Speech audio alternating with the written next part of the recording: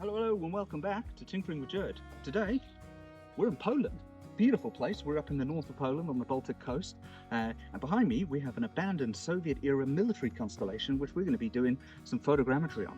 We have the DJI Lito X1, which I think is going to be a very capable photogrammetry drone, as well as the DSLR to capture some interesting data. That's the whole fun. So, let's jump into it. And so, hidden away in the forest just out of Łeba on the Baltic coast is a former Cold War missile base.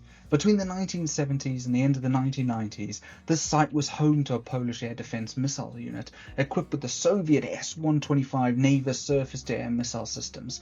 Although the military left more than 20 years ago, much of the site still survives today.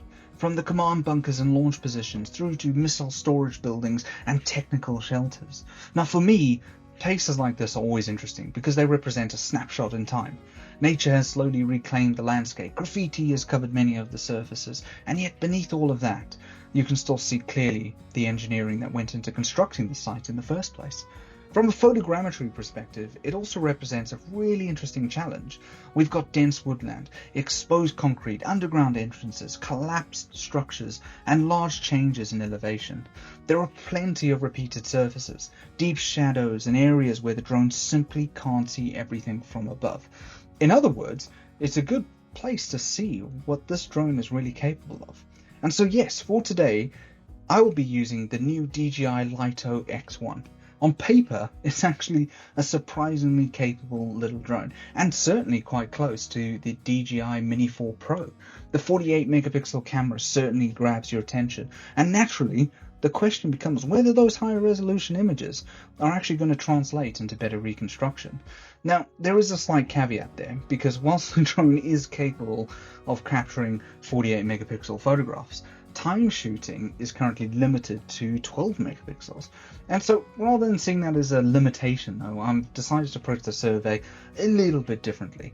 The majority of the site will be captured using 12 megapixel imagery, whilst I manually fly around the site, maintaining plenty of overlap between photographs, and once that's complete, I'll then switch over to the 48 megapixel mode and capture additional close range photographs of the more complex areas.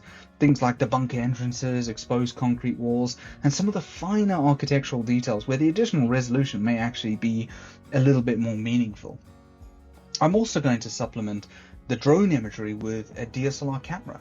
One of the biggest limitations of aerial photogrammetry is that, well, it naturally struggles with vertical surfaces and features hidden beneath overhangs.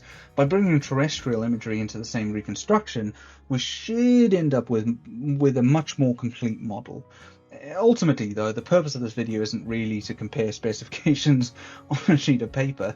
It's to answer a fairly simple question, and that is the DJI Lito X1 actually a pretty good photogrammetry drone? Because on paper it stacks up quite well and it's cheap. Yeah, it's more than half the price of the Mini 5 Pro, which is a fantastic drone, a really interesting, great drone, and I want to get my hands on one of those. But the Lito X1 is still, I think, a very capable little machine. With the data capture now complete, holiday to Poland now over, I brought everything into Agisoft Metashape. Processing itself was fairly straightforward, with the images aligned at high accuracy before generating the dense point cloud, the mesh, and the tiled model. In total, 425 cameras aligned successfully from the 567 photographs captured, producing over 221,000 tie points with a reprojection error of just under 0.6 pixels. From a processing perspective, well, there really weren't any surprises, which is always a good sign. Looking at the dense point cloud, I'm actually, really pleased with how well the drone imagery performed. The bunker itself reconstructed well, the surrounding terrain is complete, there are over 48 million points making up the final point cloud. That said, this isn't a perfect reconstruction, and that's entirely on me. I simply didn't capture enough overlap with the DSLR around some of the structures, and whilst the terrestrial imagery certainly helped strengthen parts of the model, there are areas where additional photographs would have allowed Metashape to, establish more reliable tie points and produce a more complete reconstruction. And that carries through into the tiled model as well. And overall, I think it looks excellent. Surface detail is sharp, the concrete textures have reconstructed nicely, and much of the graffiti and weathering has, been preserved. However, if you look closely, you'll notice a few soft or incomplete areas around some of the vertical faces. Again, that's not a limitation of the software or necessarily the drone, it's simply because I didn't provide enough terrestrial overlap for those areas. If I were to repeat this serve, I'd spend another 20 or 30 minutes on the ground capturing additional DSLR photographs. Even so, I think the result demonstrates that the Lito X1 is capable of producing genuinely impressive photogrammetric model when the data capture is planned carefully. And so, I hope you enjoyed this very short little video of my holiday to Poland, and I'll capture you in the next one.